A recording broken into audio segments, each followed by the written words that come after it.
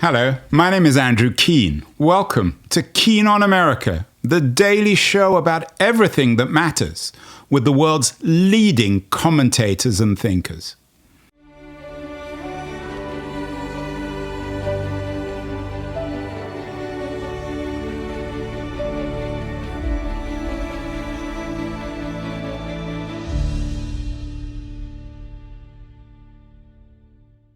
Hello, everybody. A couple of days ago, we did a show with Branko Milanovic asking what comes after neoliberalism. And today we're back on that subject with one of the world's leading economic historians. Gary Gerstle, old friend of the show, is the author of The Rise and Fall of the Neoliberal Order. So just as we did with Branko, I began our conversation with Gary Gerstle by asking him what comes after neoliberalism. Yes, well, we are one way in which the neoliberal order is being superseded is a move away from globalization, the raising of borders, the controls on population, reshoring of manufacturing, much more concerned about matters of national security, reshoring of manufacturing, control of borders. The neoliberal order was intent on being a global order without borders, with free flows of people, free flows of capital, free flows of information, free flows of goods. And that world, which in some ways is best captured by Tom Friedman's book 20 years ago now, The World is Flat. We are moving away from that world quite dramatically, and we're living in a world which is no longer flat, where there are jagged borders and structures all around us. This does not mean the elimination of capitalism. It does not mean the elimination of greed. In some respects, Branko is right.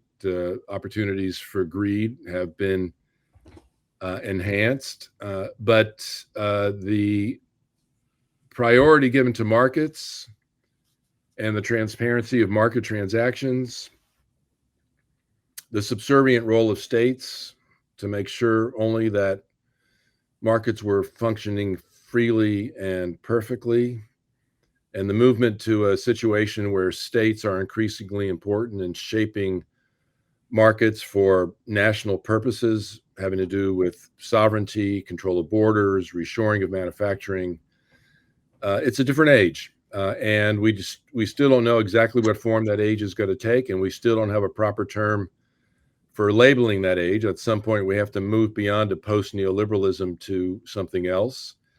And there are ways in which there are still powers in the world that greatly exceed and transcend what particular nations can do. And this is most obvious in the high-tech industry, the concentration of power in these enormous globe-straddling social media, e-commerce companies, social media platforms, and we still are dealing with a situation of a mismatch between nationalist aspirations on the one hand and the global ambitions of very concentrated tech industries on the other. And there are some respects in which these tech industries are becoming more powerful and richer, with a greater GNP than many national economies in the world.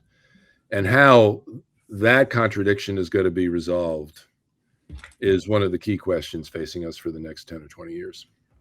Yeah, and there are so many contradictions which I want to talk about today. Let's agree, or let me just suggest that we use the term state capitalism. Maybe it's not a term that will last, but we know what we're talking about here.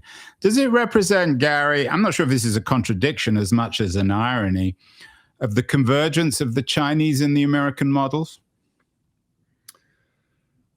Yes. It's so fascinating what's happened with China and the reversal of views about China. And that's happened in two stages. There was a time in the 1990s where the belief was you open China to trade, and the people of China experiencing what free markets can bring them would make them demand freedom in politics, democracy replacing the rule of the Communist Party. That view was abandoned in around 2015, 2016, and Trump was absolutely central to that abandonment. The understanding that China was pursuing capitalist markets while keeping this extraordinarily powerful Leninist organization, really the last remnant of communism, in place. That was thought to be unimaginable. Then it was accepted. But now we're at stage two of the rethinking about China, where not only has the West abandoned a conviction that China would inevitably embrace principles of liberal democracy, but we are now moving toward a situation where either explicitly or implicitly, many people in the West consider the state capitalism of China to be a model that they want to emulate. And this has two aspects of it. One is developing industrial policies to steer markets to serve the public interest, as that public interest is perceived to be relevant by presidents and Congress.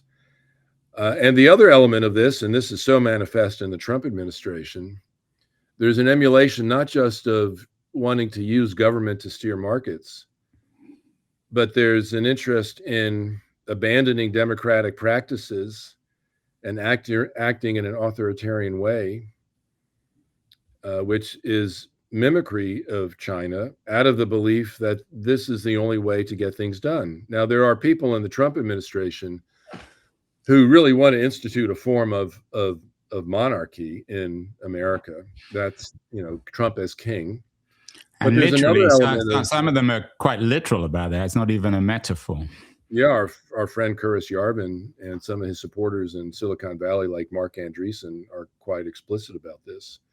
But then there's another group who are not especially enamored of 17th century or 16th century monarchs like Henry VIII, but they are enamored of strong, powerful executives that are not bound by an independent Congress, that are not bound by an independent judiciary, that can act swiftly and consequentially to serve what they take to be the nation's interest. And this celebration of executive power, it even has a jurisprudential name in America now, which is called the unitary executive. This has been under development for a long time, but its development has been put on steroids by Trump. This is an emulation of the style of politics that China has embraced. Now, it's a mixture of the Communist Party and its leader, but the Communist Party is understood to be subservient to its leader, and Trump wants to be like Xi, without the burden of having to serve obeisantly to any sort of party. So that's been quite remarkable in terms of... Gary, your career has been as a very distinguished historian. You taught at Cambridge University in the UK for many years. One of your books is Beyond the New Deal Order. We had a younger American historian, Daniel Bessner, on the show a week or two ago, talking about the way in which Trump and FDR are rather similar in terms of this centralization of power. Obviously Nixon comes to mind as well, but given this tension in US history between centralized power, the power of the presidency and imperial dynasty, Congress, the judiciary, has it always been a feature both on the left and the right of American history? Could one include not just Richard Nixon, but FDR in this tendency towards accumulating power, centralizing power in the US executive? There certainly is a long history of struggle between the executive power and Congress, and also the federal government and the states. Those are fundamental features of the American system of government. But I think Trump represents something new. You can trace the rise of executive orders, executive power, really from Roosevelt right straight through to the present. But most of the policies that have endured from the Roosevelt administration were accomplished legislatively. They were congressional bills, they were passed by Congress. And also, it's important to keep in mind that Roosevelt, in his election in 1936, won an overwhelming victory and overwhelming majorities in both houses of Congress. Just to put this, to give the difference of today from then, he won in 1936, he won more than 60% of the popular vote. And he won 90% of the electoral college, 60% of the popular vote, 90% of the electoral college. He also won enormous majorities in both the Senate and the House. So the mandate that Trump claims for himself, Roosevelt really did have. And he worked for his legislation mostly through Congress, so that the welfare state that got built, the labor relations system that got built, Social Security, minimum wage legislation, progressive tax system, tariffs, all of this was fed through Congress. And I would say, in a moment of crisis in the 1930s, the authoritarian crisis that resembles our own, the US came out of that, yes, with a strong president, but also with a renaissance Congress, very powerful, and understood that its role was to express the people's will, to embody the people's will in ways in which a president alone can't. And one of the most remarkable features of the Trump presidency is his absolute disdain for Congress. Not only his disdain for Congress, but Congress's acquiescence in its disempowerment by Trump. It may be that there's only one significant bill, other than budget bills, that get through Congress in the entirety of his second term, and that's the big, beautiful bill, which is mostly about tax cuts. And everything else he's doing, whether it's the attack on universities, the dismantling of agencies in the government, the deployment of tariffs, the closing of the border, all of this is occurring from within the White House. His barrage of executive orders is unprecedented. And strategically, the first 6 months, brilliant because every day there'd be something new. Every day there'd be a demonstration of power coming from the White House. I think some of that is faltering now, but never before has there been an attempt to rule America by the executive alone. And given the ambitions of the Trump administration and how much he wants to transform in earlier times, except in times of war, genuine national emergency, it would have been inconceivable that so much power will be concentrated in the executive itself. So in that respect, this moment marks a real break from what came in the past. Gary, can we briefly go back to the Chinese comparison? There's an interesting book came out this year by the Canadian-based journalist Dan Wong on China, and he argues that China is an engineering state, or a state run by engineers and engineering principles. America is a legal state run by lawyers, and that's what distinguishes them. And this is why China gets stuff done. That's why stuff in China gets built, whereas in the US, it doesn't seem to be the case. Coming back to this idea of this new age of state capitalism, engineers are comfortable with the idea of state capitalism. If Wang's right, and America is essentially a legal state, or at least a state run by lawyers, can lawyers adapt to state capitalism? I mean, Trump is so weird. On the one hand, of course, he has ambitions of authoritarianism. He disdains the law when he doesn't like it. On the other hand, his whole career, in every sense, has been built on the law, on hiring the best legal minds to protect and pursue his own interests. So when it comes to this new age of state capitalism, Will the ruling class in America change, or can they remain lawyers? Will future presidents all gone? I mean, Trump, of course, didn't go to law school, but most other previous presidents did. Will the ruling class become more nationalized in some weird way? Well, I think if the practices of the Trump administration endure, and I think that's a big question because it's not clear that MAGA can succeed without their leader. That will remain to be seen, and it'll be a question to watch from 2028 on. But part of the Trump campaign is to undermine the priority given to America as a legal state. And I think what you can see in Trump is a desire to free the executive from the legal constraints under which it has been constrained for a very long period of time. And so far, the Supreme Court has been remarkably acquiescent in expanding the field of presidential authority and to give a legal basis to an authoritarian kind of rule, which of the sort that I think the founding fathers of the American Republic never contemplated. And if this continues, it is eroding the legal basis of the American Republic.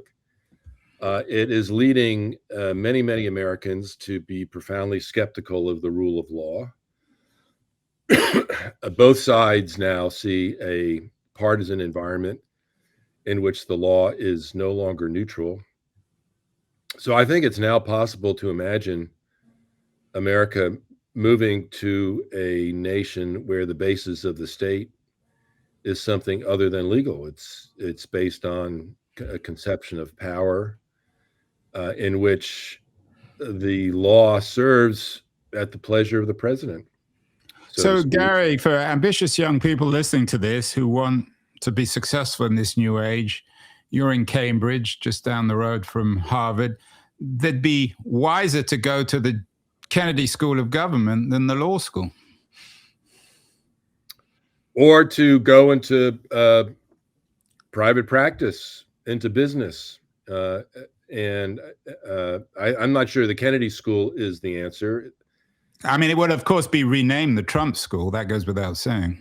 It'll be renamed the Trump School, but I don't think that is necessarily a live option. I think and also we have to factor into this the broad Trump attack on higher education. It's an attack on law. It's an attack on science. It's an attack on government officials who've been trained in universities.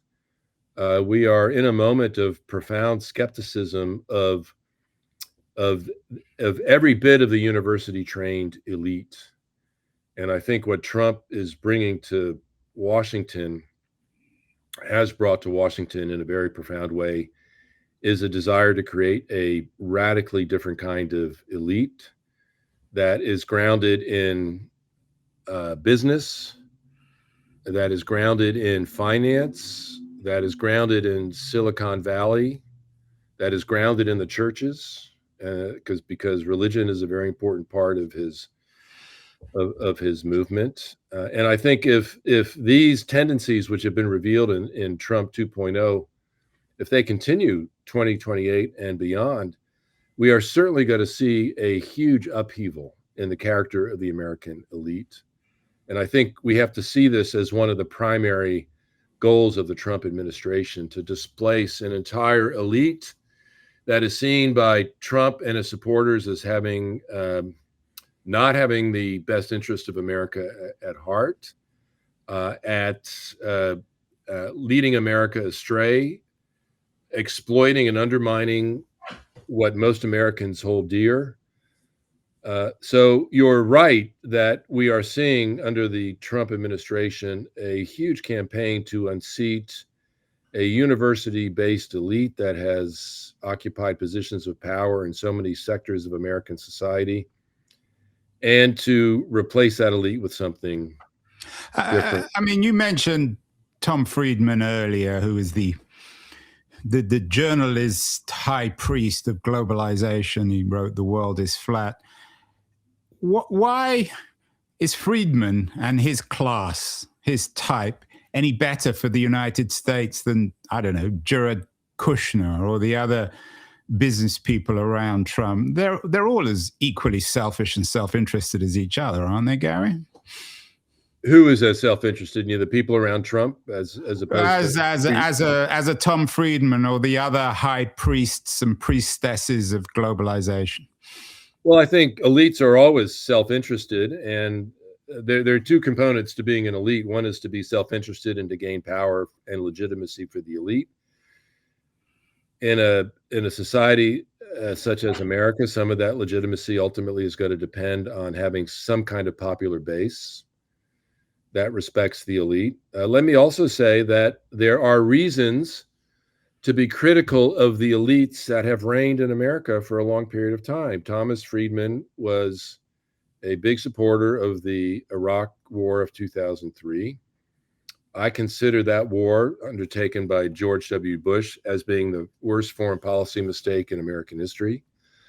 The financial crisis of 2008, 2009 was led and made possible by a lot of wizards in financial engineering coming out of Ivy League institutions. And I think we have to build into this also the opioid epidemic, especially oxycodone, this new drug, deeply promoted by the pharmaceutical industry as being safe, promoted by a lot of doctors, which has led to an extraordinary crisis in many sectors of American society, including many sectors that support the presidency of Trump. So if you add these elite forms of behavior together, one can understand why there's a popular revulsion against the elites who have been in power in American society and a desire to substitute them with another set of elites.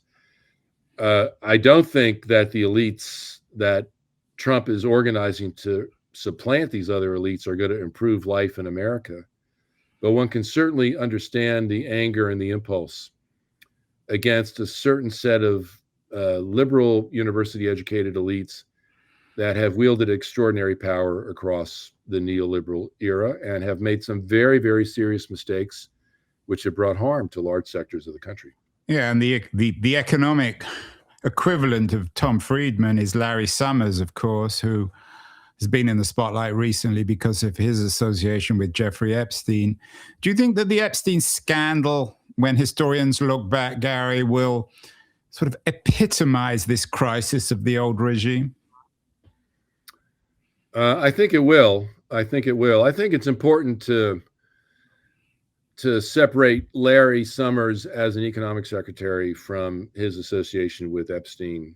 And I think the critique of Summers would still stand even if he had no involvement in the Epstein scandal. So well, that probably wasn't coincidental, was it? That these two, I'm not suggesting that everyone who screws up the world economy is also a close friend of a pedophile, but it seems the whole thing smells very bad, doesn't it? I think what the Epstein files are going to bring out is that there was an indulgence and acceptance of privilege in certain sectors of this elite. But I also think that it would be wrong to view the entirety of elite mistakes through the prism of the Epstein scandal. But I think as historians write about this, they will see this as a contributory piece of evidence to an elite that had become too privileged, too powerful, and too removed from scrutiny, too self-righteous in a way, so that there was a loss of a sense of accountability. So I think it will be seen as an indication of a certain elite having lost its way. But I do think that there are many doctors involved in the pharma scandal, many economists involved in the financial crisis of 2008, 2009, the advisors around George W. Bush promoting war in 2003, these stand apart from the Epstein crisis, the Epstein scandal. So I think trying to swallow everything up into the Epstein scandal, I think that impulse has to be resisted, even though it can be seen as symptomatic of some deeper problems. My preference would be to focus on those deeper problems. Yeah, it's hard to resist. You're a responsible historian. I'm a irresponsible podcaster, Gary. And of course, the aspiring national capitalist elites were equally implicated, it seems, with Epstein, people like Steve Bannon. How does history work? You're writing now a book entitled Politics in Our Time, which you described as a history of our time, which is sort of ironic in a sense, Gary. I don't know how you write a history of our time. But when it comes to this end of the neoliberal age, you were on the Ezra Klein show this time last year, late last year, talking about being on the cusp of a new political order. When we unravel what's happened, is this an economic narrative, a political narrative, a cultural narrative? What comes first? Or is that an oversimplistic question to ask a sophisticated historian like yourself? No, nothing simplistic about it. It's actually a difficult question, and one that's not easy to answer. I think the way in which I would answer it is that political orders decline in moments of economic crisis, and the journey toward new political orders are born in such moments as well. The New Deal order came out of the Great Depression. The neoliberal order, the Great Depression of the 1930s, the neoliberal order came out of the economic crisis of the 1970s, a combination of inflation, rising on inflation, and high unemployment that the Keynesian toolkit that had served the New Deal order so well could no longer handle. The decline of the neoliberal order clearly came out of the financial crisis of 2008, 2009. But what's different about this moment is that the interregnum between political orders is much longer than in previous moments. The New Deal order fell apart in the 60s and early 70s, and by the 1980s, the neoliberal order was in place. The neoliberal order cracked in 2008, 2009. We are now, 16, 17 years away from that, and we're still talking about what shape the new political order will take. And I think in terms of understanding why this interregnum has been so long, I think we have to take into account cultural and political factors. Cultural factors, I would point first to the rise of social media and radically different forms of communication, which makes democracy as we used to practice it much harder to achieve. The social media prizes emotion, it prizes outrage, it prizes antagonism, it prizes polarization. It makes the kind of deliberation and compromises which all democratic societies require at certain points much harder to achieve. So I think a technology has caused a profound shift in the culture, which has plunged us into a kind of political crisis. So a cultural phenomenon and the social media transformation, the IT revolution, is probably as big a moment of cultural transformation as any that we have experienced since the invention of the book in the 1400s. This is a once a millennial event. Yeah, and someone just wrote a book about this being the third moment of communications revolution in human history, from the written word to the writing to publishing to social media. I want to come to that in a second. You put it beautifully, Gary. You talked about the failure of the Keynesian toolkit in the 1970s, which of course triggered both Mrs. Thatcher and Ronald Reagan. In that sense, Could Trump be compared with Reagan? And often people compare him just because he's right wing and supposedly authoritarian. But is he the equivalent in terms of the failure of the Keynesian toolkit in the 70s? Now we have the failure of the neoliberal toolkit in the 2010s and the 2020s. So in a sense, Trump is as significantly historical as Reagan and Thatcher, but very, very different. Absolutely. As he is the most important politician in the world of the 21st century, whether you like him or not, that's a fact. And he has to be, he is the most consequential president since Reagan, and the only predecessor of equal consequence is Roosevelt. His place in the history books is secure. He is the breakout artist. He is the person the politician who more than any other single figure broke out of neoliberal politics and forced the U.S. and the world to think in very different ways about economics, about politics, and culture. So he's every bit as consequential as Thatcher and Reagan and as Roosevelt. I also think that the first 100 days of his second administration are the most impressive 100 days of any president since Franklin Roosevelt in 1933-34. So a once in a century event. What is not clear is whether he has a toolkit as coherent as the neoliberal toolkit. There were neoliberal economists who for 30 years were working in the wilderness. People like Hayek, people like Milton Friedman.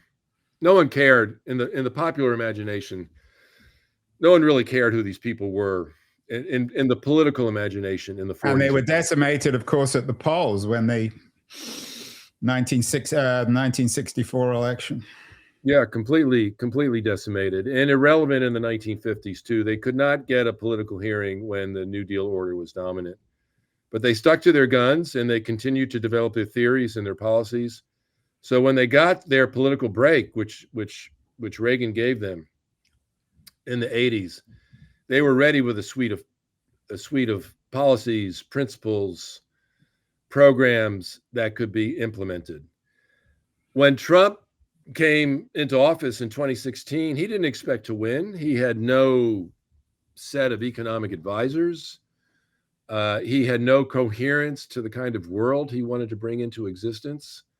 I think Trump 2.0, they're fumbling their way toward coherence. One can see principles, but I would also say that this would-be political order, this would-be MAGA political order, does not yet have the intellectual coherence that the neoliberal order had or that the New Deal order had.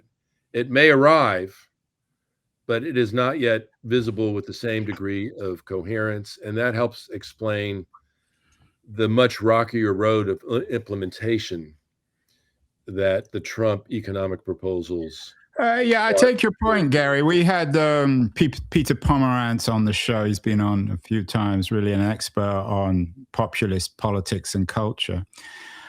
Do you think, though, that and he talked about the jazz-like, spontaneous nature of MAGA or populist politics, that it's all designed to be inspired on the spot. Do you think that your effort to find coherence is itself a legacy both of the New Deal age and the neoliberal age, that they were coherent, but the form and the ideology, if you like, of post-neoliberalism lend itself to spontaneity, lend itself to perhaps incoherence as a reflection of all the new technology of social media?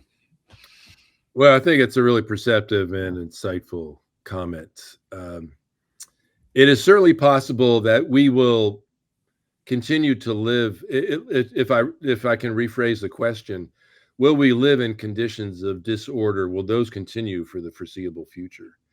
And my answer to that is perhaps. There is no guarantee. There's no iron law of history that says there must be a political order. Right. Disorder is the new order. Yes, but I think MAGA wants something more than that. There is the spontaneous character of the Trump administration, the delight in chaos. You know, he's a brilliant counterpuncher. You know, he much prefers to be a counterpuncher than leading the assault. He wants someone else to swing first, and he's most effective when he can swing back. But there's something more ambitious in the ranks of his advisors. They want MAGA to be a political order that endures. And if this era is characterized by spontaneity, chaos, disorder, then the kind of power and endurance that the Reagan era achieved, that the Roosevelt era achieved, will not be what the Trump era achieves. And there are many in MAGA ranks who think that they do have a political order, that they are on the cusp of one, and they do have enough principles to guide them, and they desperately want that for themselves so that they can dominate American politics for 30 or 40 years as the New Deal and the neoliberals once did. So I think one has to appreciate that ambition to create a new political order is there. And I'll have a chapter in my new book on the MAGA political order, which I can outline in some detail now. So the ambition and aspiration is there, but it may be the condition of our politics in the 21st century that is not achievable under current political circumstances. I mean, don't need me to tell you this, Gary, but MAGA is split between the Marjorie Taylor Greens and Steve Bannons, the nationalist capitalists, and the guys, and they tend to be guys of Silicon Valley, the David Saxes, the Mark Andreessens you mentioned earlier. How does Silicon Valley play in this? Because it seems to be the supreme contradiction. On the one hand, they didn't like Biden. They didn't like his attempt to regulate tech in Silicon Valley. On the other hand, the technological revolution, which you talk about as defining our age, is by definition global. The internet is an international network. It's virtual, so it escapes borders. How does Silicon Valley, given its new power, given, as you noted, 7 companies in the world could pretty much buy up most of the countries in the world, 7 companies on the West Coast, how does this play in the coherence or incoherence of the new order? Well, it has certainly lent coherence to the campaign to get him elected, most prominently in the $250 million that one Elon Musk contributed to the Trump campaign. Yeah, but Reid Hoffman didn't give $250 million, but he gave a lot of money to the Democrats. Now, a lot of people, I live in San Francisco, which is an exclusively Democratic city. And this is the heart of the AI revolution. Sam Altman is on the left, or certainly on the liberal left. So Andreessen or Musk aren't alone in supporting Trump. The Silicon Valley itself is still deeply divided. Yes, but there was also a major conversion from the Democratic to the Republican Party on the part of Silicon Valley in 2024. And it was motivated by the efforts of the Biden administration to put Silicon Valley under the kind of public regulation that they had never been subjected to before, not under Clinton, not under Obama. Suddenly they confronted in Biden a very serious effort at public regulation of the entirety of their industry. AI, crypto, efforts to break up Amazon on the part of Lena Khan and the FCC, the FTC, I'm sorry. And the reaction against Biden and the seating of those tech moguls at Trump inauguration was part of a deal. They said, we're going to come over to you. We're going to give you our money. We're going to give you our platforms as long as you allow us to continue to be free. So the contradiction here is that state capitalism that you mentioned earlier, which is a very useful term, has a special dispensation for the tech lords. And that special dispensation is that they will continue to be allowed to be free in pursuing their research, their commercial, their technological ambitions without interference from the federal government. Now, this introduces a contradiction into the Trump administration and into the Trump would-be political order between the nationalists and the globalists, between those who want to reshore manufacturing and insist that the government guide industry to goals that they have in mind, and the tech bros, on the other hand, who want to be free of all that because they think that only in such conditions of freedom can the full potential of their technological revolution be realized.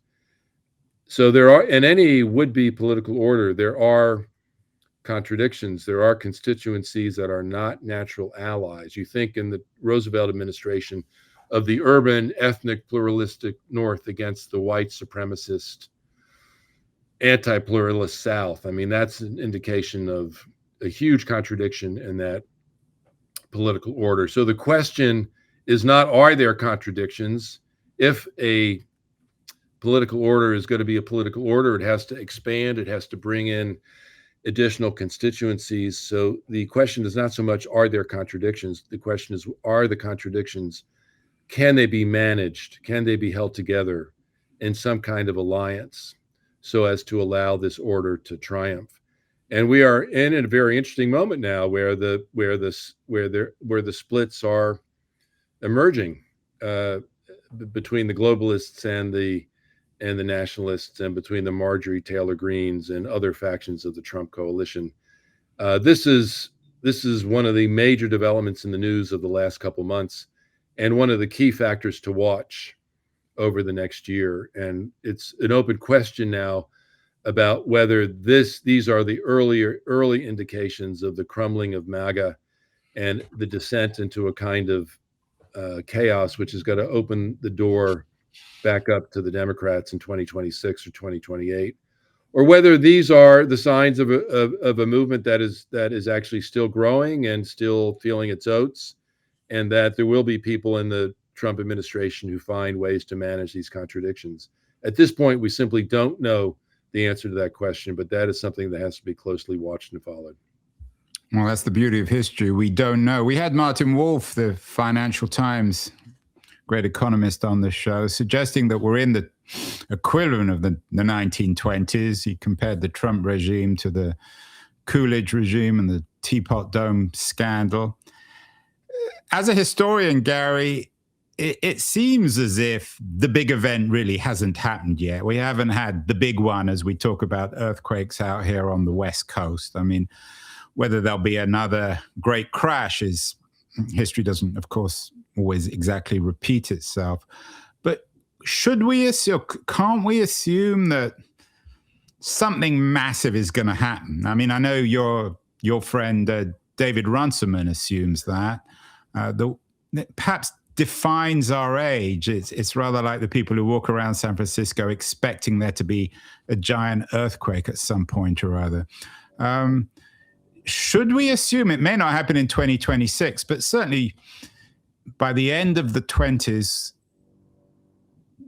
doesn't it seem almost inevitable? I know that's a dangerous word to use with a historian, that something of massive significance is about to happen, not just with the American domestic economy and Wall Street, but with the global economy? Well, I certainly think that the investment in AI is so massive and so speculative. It's a classic Wall Street financial bubble. And at some point, that's going to burst, because those bubbles always do burst. The question is, how serious and how all-encompassing will that burst be? I think we have to be careful about predicting another crisis on the order of the Great Depression, because we have not had a repeat of a crisis of that magnitude in 100 years. So I think I'd be careful about equating this to the 1920s. Or the Great Recession of 2008. Yes, but that was still, I would say, not on the scale of the Great Depression. No, I take your point, but of the 1930s. But yes, can we have another crisis like that? Absolutely. And I think we have to be prepared for something of that sort happening. And if it does happen, it is certainly going to scramble political calculations. And here I would say the cronyism, the mischief, the back scratching, the disregard for rules and procedures, the daring, the unconstrained greed that's piling into crypto and other aspects of the financial sector now will, and also the effort to roll back some of the safeguards against speculation that have been put in place after the great financial crash of 2008, 2009. That certainly opens the door to a crisis of a huge magnitude. But I also think it's wrong to proceed into the future confident that something on that scale is going to happen. There may be a correction of 20 to 30% in the markets, which is going to be very severe, but will not match the magnitude of the crisis of either 2008, 2009. In 2008, 2009, there was a point at which the value of the stock exchanges was cut in half. I remember the floor bottomed out at 6,600 from about 12 or 13,000, a 50% slide in markets. I think it's wrong to proceed on the basis that something like that is inevitably going to happen, because that becomes a kind of comfort blanket in the sense of saying, well, they'll get their comeuppance. There will be a world-shattering event that will occur and will discredit. I think it's up to those people who are worried about this moment to fight politically to regain their power, and to also to bring about a change before the earthquake, because we don't know what the consequences of an earthquake are going to be. And if the expectation is that the earthquake is simply going to discredit Trump and MAGA, we only have to flash back to the 1930s and raise our gaze so that we look outside to the United States to what was going on in Europe. And we certainly wouldn't want to go back to those politics, those fascistic politics. We certainly wouldn't. Let's end, Gary, on a positive note. The New Year's coming, so for some people at least, it offers a degree of promise. Your new book, I think it's going to be out in 2027, is on the authoritarian peril and democratic promise. Where's the promise of all this? I know you're very interested in civic nationalism. Is this moment a very precarious moment, incoherent, unstable? Does it offer promise for progressives like you? For some people listening to this, in the way you spoke of Trump's political skills, they might interpret you as an admirer or anything but. So where's the promise for progressives on all this, and a left which can't just go back to FDR and the New Deal? Well, I would say several things. First, I think there are a lot of promising initiatives in the Biden administration on a wide variety of fronts, and I think there's so much anger at Biden the man and how he mishandled the 2024 election. We should not make the mistake of sweeping the initiatives of the Biden administration into the dustbin of history along with the man. I think there is disgruntlement among many Americans toward Trump, not just among Democrats, but much broader constituencies. I think the defeats of the Republicans in several recent elections, and also the success of Mamdani in New York, but also victories in Miami, first Democratic mayor in 30 years, which area that had been a heavily Republican constituency, the victories in Virginia, the victories in New Jersey. I think there's unrest in the American people. I think anger at Trump is mounting. I think his inability to deliver relief from the affordability crisis, and more deeply than that, an effort really to understand it, I think is beginning to play itself out. I think resistance to Trump, which began in a very piecemeal way, is growing and cohering. And I think right now it looks like the 2026 elections could be promising for the Democrats. And if they get a bounce then, I think things will look favorable for 2028. But I think it's essential that Americans understand the kind of authoritarian peril that the Trump administration embodies, and that it requires them in their communities and in their political parties and in political campaigns to do their utmost to restore confidence in democracy in America. And in the 250th anniversary of this country's beginning, to reclaim some of the ideals for which. It doesn't sound very new. It sounds rather conservative. If Trump and his MAGA people are state capitalists, can we talk about Mangdami and the new progressives, the state socialists? Don't we need to have something new, Gary, here? We can't just go back to celebrating 250 years of American democracy. Well, there have not been 250 years of state capitalism in America. I think both the Democrats and Republicans are moving away from the new neoliberal era. I think they're both moving toward thinking about how to use the state in ways to promote the public interest. Republicans and Democrats have very different conceptions of what that public interest is. I think there are important economic continuities between the Biden and Trump administrations. And I think there's a state capitalism of the left that has promising elements to it. And I think it's in the world in which we're marching into, I have no doubt that that governments are going to have to steer the economies in ways that serve the interests of the people. And the choice is going to be between having that done on the right through authoritarian regimes of one sort or another, or having that done by the center left, in which the commitment to democracy remains strong. And I think that is the most fundamental choice economically that the US and other countries face going forward. It's a rather depressing note. Maybe the radicalism is of the future, according to Gary Gerstle anyway, is a defense of democracy. Gary, as always, an honor to have you on the show. You bring a great deal of wisdom, knowledge, erudition. Your new book, Politics in Our Time, will be out in 2027. But we will certainly get you back on the show next year. So happy, healthy, safe New Year, Gary, and we'll talk in the new year. Thank you so much. Thank you for having me. I wish you the same.